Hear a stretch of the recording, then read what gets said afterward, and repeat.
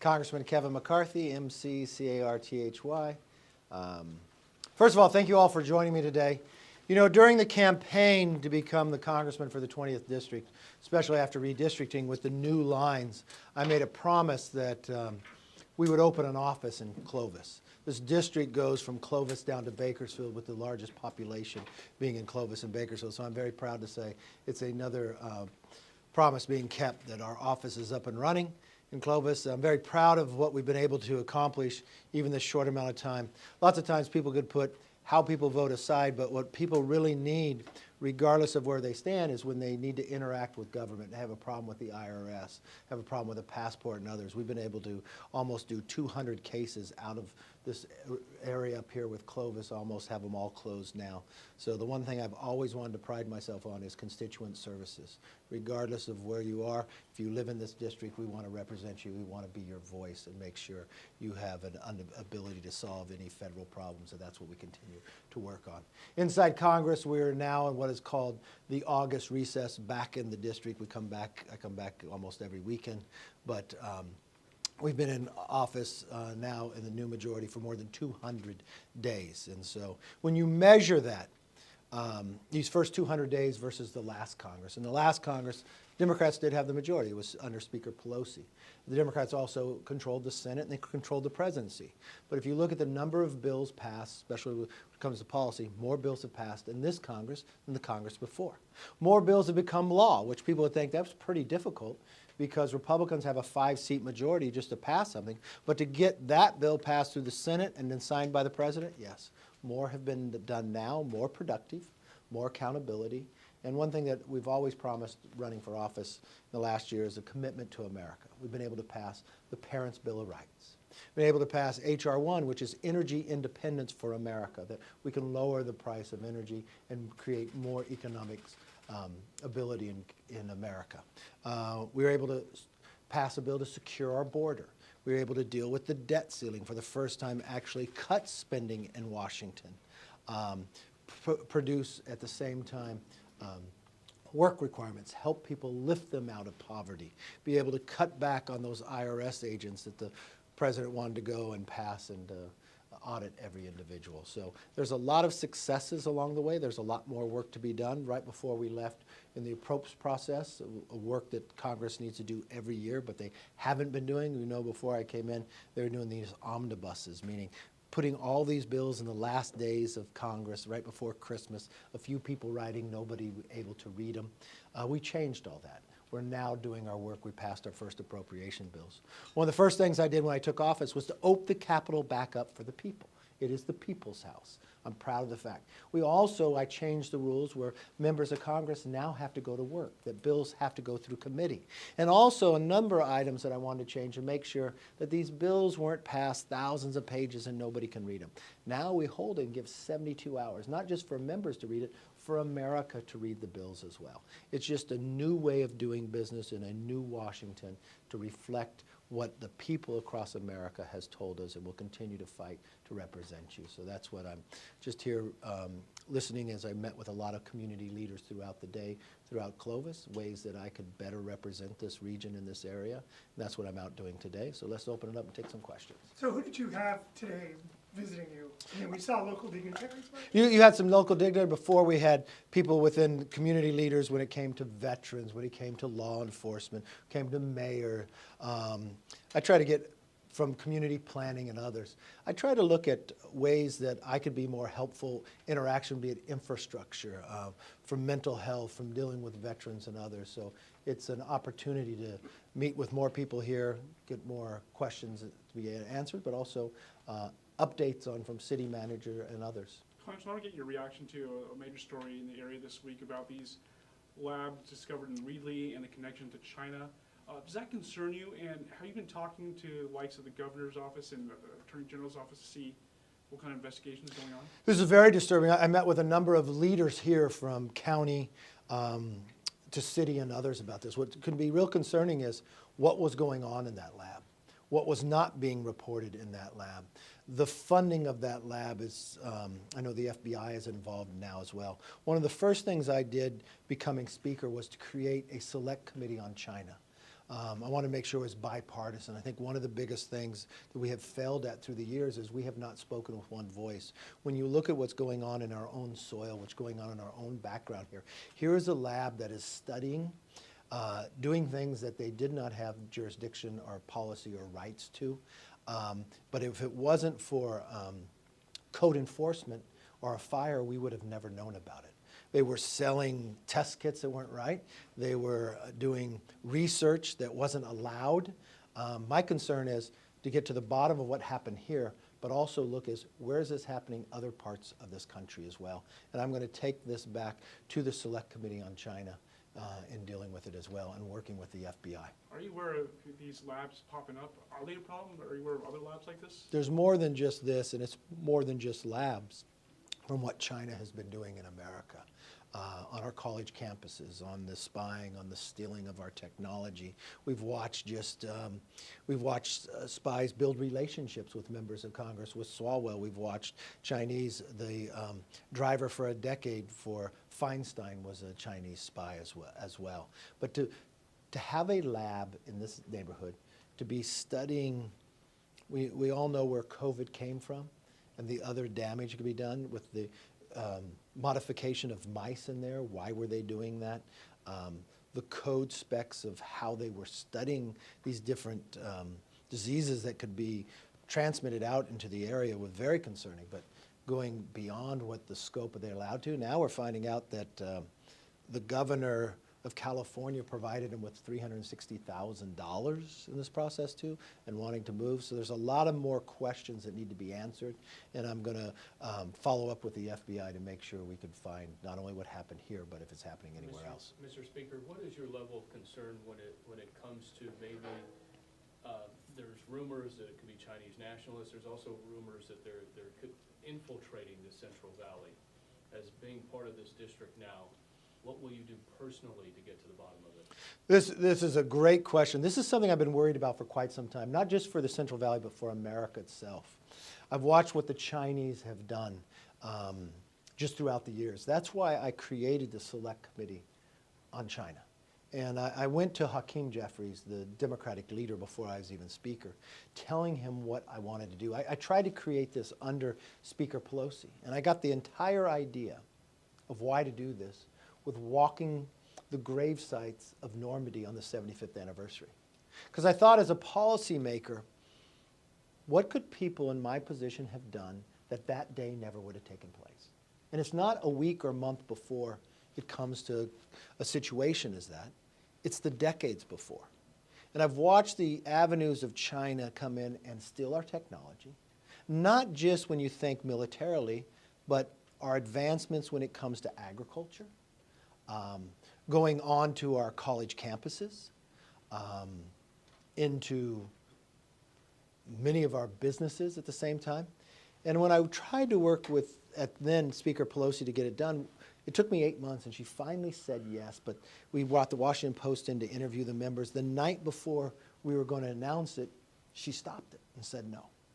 So now was an opportunity to do something different. If you watch how we built the Select Committee on China, I selected members from all different committees, from E&C, from agriculture, from Ways and Means. Why? Because this is exactly what the Chinese are doing. They can make America vulnerable from getting into our pipelines, getting into what are they purchasing, would it be our food supply. It's a great concern to me. And now we're finding just another evidence of it when it becomes to a lab. We don't have all the answers of what was happening in this lab. Could they have created something? We've watched the damage that COVID had done to the world. One of the first things I did within becoming Speaker too is create the Select Committee about COVID so we get the answers. Why did China shut down domestic flights but allow international flights to go with Wuhan? Why did they go after the WHO to say it didn't come from China? Why did we find now that even the American government had funded some of this research? Is some of this research being done here in America? These are all questions that need to be answered. So between those two committees personally is where we're going to look at this, but also work with the FBI on a personal level to make sure the valley, that this isn't happening again. But gather the information and the knowledge we get here to see, because the one thing I've found that China does is they never do something one time. They duplicate it across the country. And those are the things we'll be looking at. Mr. Speaker, another big story for our area has been Tulare Lake and the Yes. emergence of it. Have you had a chance to go out there, and what do you think should be done about Tulare Lake? There's certainly some who'd like to keep it there, and there are many who want it drained to get back to agricultural use. Well, it's there because we had a very wet season. It's also there now because for the decades before, we had not built to be able to gather all the water in a wet season. Think about all the water we lost going out to the ocean. Think about the billions of dollars it would cost to create a desalination plant to make salt water, fresh water, but we sent all this fresh water out. We need to plan for the future of California. I know now a lot of people are leaving California, but we still don't have enough water for the people here today, but we want to plan for our children for the future. So one of the things we have done many times before is pass legislation to build more storage. So you wouldn't have a lake where it wasn't designed to be. I know it was there before. We want to make sure we don't have the flooding. It's not growing more. I've toured a couple times by air as well with Congressman David Valadao. This is in his district. So we want to be able to store as much water as we can, but I think agriculture is the greatest use of that land there, and we'd like to get it back to agricultural property. But it's going to take a number of months, probably more than a year, before that drains Yeah, away. because obviously the water that's there, that whole area is kind of contaminated now because of the way the water went in, and Yeah. there's just all that It's the worst way, trash and- yeah. So this is environmental damage that happens as well. But this is a real question for the governor. When we passed the WIN Act, which was bipartisan, David Valadao, myself, and Senator Feinstein, why did the governor fight us? Why did he put up more roadblocks so we couldn't have more storage? The greatest return on the investment would be just lifting Lake Shasta by a few feet. You can store so much more. But why would he fight those days? So now we end up with where we are in life. Why couldn't we have been prepared for this wet year so when the dry years come again, we wouldn't have the problems? That is mismanagement, especially when it comes to Governor Newsom on how he has managed California's infrastructure. We're living off infrastructure that was built in the 60s. We're now 2023. We need to be planning for 2050. And all he's done is fight it. And we've watched the environmental challenges because of what he's done, and we've watched the poor decisions that he's done, even though the federal government was able to come together with Republicans and Democrats alike and pass a bill that would help us have more water storage, something that we've been fighting in Congress for quite some time for. Mr. Speaker, can I get a reaction as far as the special counsel's indictment of President Trump here in court today? Your thoughts on the indictment and the charges leveled against the former president? Well, look, I didn't see what happened today. I've been in meetings all day, but the one thing I do know is it really begins to feel like it's a two-justice system. I mean, I've watched Hunter Biden and what the federal government tried to give him pretty much immunity till a judge said no. I've listened now where we just had Hunter Biden's partner come, our business partner come in, where the president had told America that he's never talked to his son about the business dealings, that his family has never gotten $1 from China. We've now found that they created 20 shell companies when he was vice president.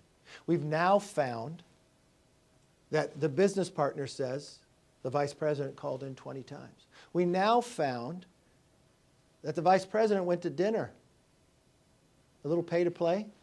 Hunter Biden got a brand new Porsche, $142,000 car.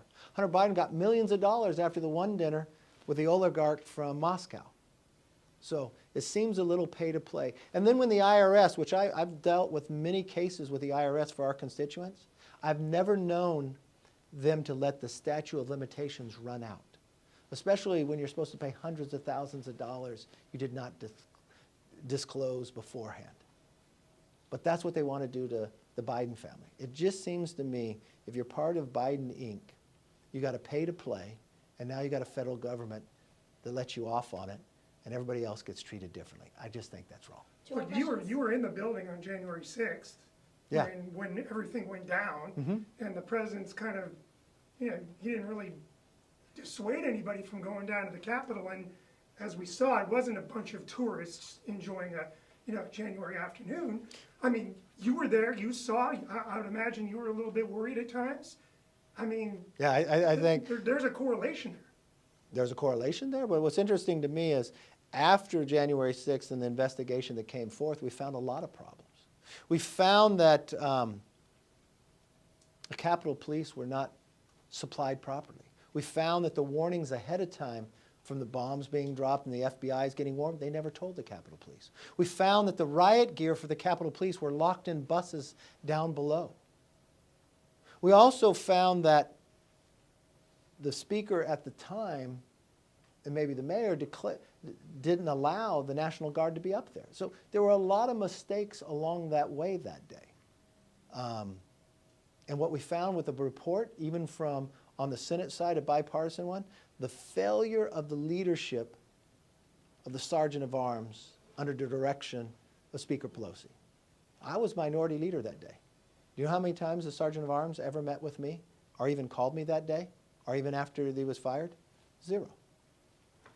The one thing I've tried to do as being Speaker, anytime it comes to a security position, the police run it, the decision, not a political decision.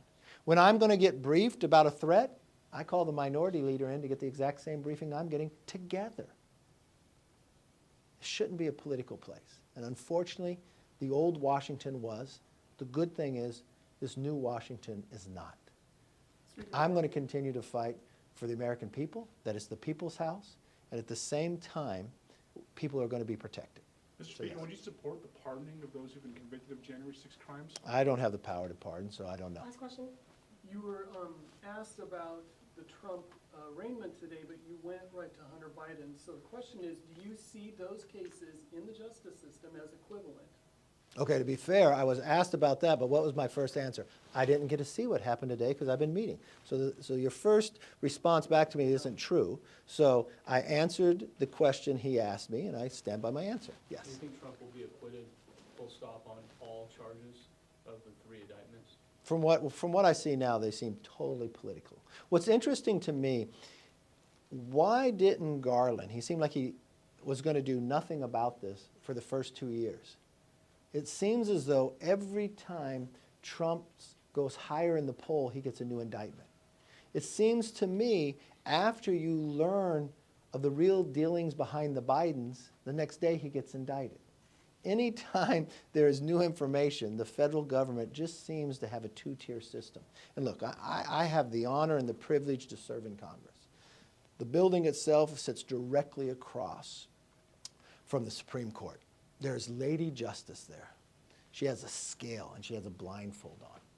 That's the way justice in America is supposed to play, that it's fair and even. Right now, I think most people in America will say, it doesn't seem quite fair, and it doesn't seem quite even, especially if somebody is your political opponent. Think for a moment before the business partner of the Bidens was supposed to come and testify, where he had waited all these times not. How many times have you seen the Department of Justice to take action on a Saturday? They took action on a Saturday trying to get the business partner to go into jail before he could come to testify before the House. It wasn't us until we raised the issue. Think for a moment to anyone that you have known. Would they get a deal with the federal government to serve no time? And when you go before the judge, and then the judge asks the question, could any new charges be raised? The federal government says, no, we could raise more charges. But when you look at what was written, they were giving him a really nice deal, something that most Americans would never receive. It wasn't until that was actually raised to the American public that they can see that justice seemed like it became a little fairer. And I think that's all what Americans want. Look, I'm not on the jury, I'm not a lawyer, I don't know what's going to happen. But the one thing as a policymaker I do know, I'm going to fight to make sure it's fair for all Americans. It shouldn't matter whether you're a Democrat or Republican, and it definitely should not matter in America if you're my political opponent, that I can use government against you. That is wrong. Well, we can rewind that to, Donald Trump still saying the election in 2020 was fraud. There was fraudulent activity going on. Yeah. That Joe Biden didn't win. Yeah. And I can say the same thing that Hillary Clinton says about her election that she lost. I can say the same thing about the DNC who said it about the 2016 race. I can say the same thing about those in the Democratic Party from the leadership on down about George Bush not winning, that Al Gore did. But were any of them prosecuted? Were any of them put in jail? Were any of them held with no response to be able to get out? The answer is no. So yeah, you can raise that someone raised a question. And in America, you are entitled to raise a question. You're entitled to question whether it was honest or not. That's the uniqueness of the First Amendment. That's the uniqueness of America.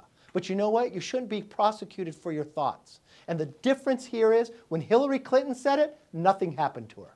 When they said it in Georgia's election, nothing happened to them either. You know what? When the DNC said it, nothing happened to them either. So stop using government to go after people who politically disagree with you. That is wrong, and that should stop now. There are many in your party who'd like to see President Biden impeached. Can you tell us where you stand on that? Well, the one thing I know is I will not do what the Democrats did. I will not use impeachment for political purposes. We all know now the Russia collusion was wrong. Has that not been proven? Even from, you found the FBI doing the research, the Justice Department came back. We now found what Adam Schiff said was a total lie. We now watch that they use it purely for political basis. So we should never do that. So the one thing I know is I will never will.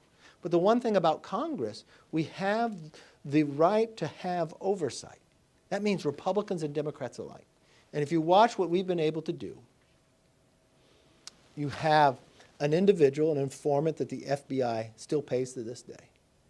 We just found out, even though it's been years ago, that the informant came forward and had an allegation that Biden was bribed as a vice president. But what was done with that document? Nothing. But when the Justice Department found out under Bill Barr, he sent it to Pennsylvania. The Justice Department literally said there's more to the story. When have attorneys out investigated the FBI? When the IRS was investigating Hunter Biden, were they ever told about this document? No. Then when they found out about it, they asked to be able to use it? They did not. So that's a question. We have jurisdiction over the FBI, so we should see it. We had to subpoena to even get it. Then we have a president who said he's never had any dealings in his son's business. It's not just his son's business, it's not his family. In this allegation, they said they bribed the vice president, but you'll never find it because he did a lot of shell companies. We've now found from suspicious activities, which I assume nobody in here has ever gotten one in their banking, but we found the Biden family has had almost 200 of them, that they created 20 shell companies that they never told us about as VP, that the Biden family got 16 of the 17 payments from Romania while he was vice president. We now know the president has now backtracked that yes, China did pay his family, that yes, he did get on phone calls. So my place is, we need to, as a member of Congress on any side of the aisle, here's a question, here's an allegation, here's one thing that we found a lie. Now we've had IRS whistleblowers come forth and say they were treated differently. We've now found out that Weiss said he wanted a special counsel. The Attorney General said he'd give it to him but denied. He said they wanted to prosecute in 2 different districts. The Attorney General said if they want to prosecute, they can, and he's saying in a meeting they can't. The individuals actually took notes of the meeting, sent them out to everybody. So now we've now found somebody is lying in this. The responsibility of the House is to investigate and find out who's lying. Now, if somewhere along the way someone has broken the law, that it has risen to an impeachment level, constitutionally you'd have to follow through. But I never pick and choose about something like as serious as that for some political basis. I do know the constitutional responsibilities of the House is for oversight and investigation. That's what we're doing. But are you trying As a to, same-time are policy. you trying to speed up some of those answers that you're raising questions to before the 2024 election? No, I don't play anything based upon an election. The only thing that gets sped up is when an IRS agent, which we didn't go out and look, come for us and give us this information. Or now that you have the business partner come forward and contradict exactly what the president has said. So we just follow it wherever the information takes us. That's all we're doing. I appreciate the time with you. I thank you for coming out. Please take a look at the office. You're always welcome here, and my numbers are always around. If there's anything I can help you with, I appreciate it greatly. Thank you.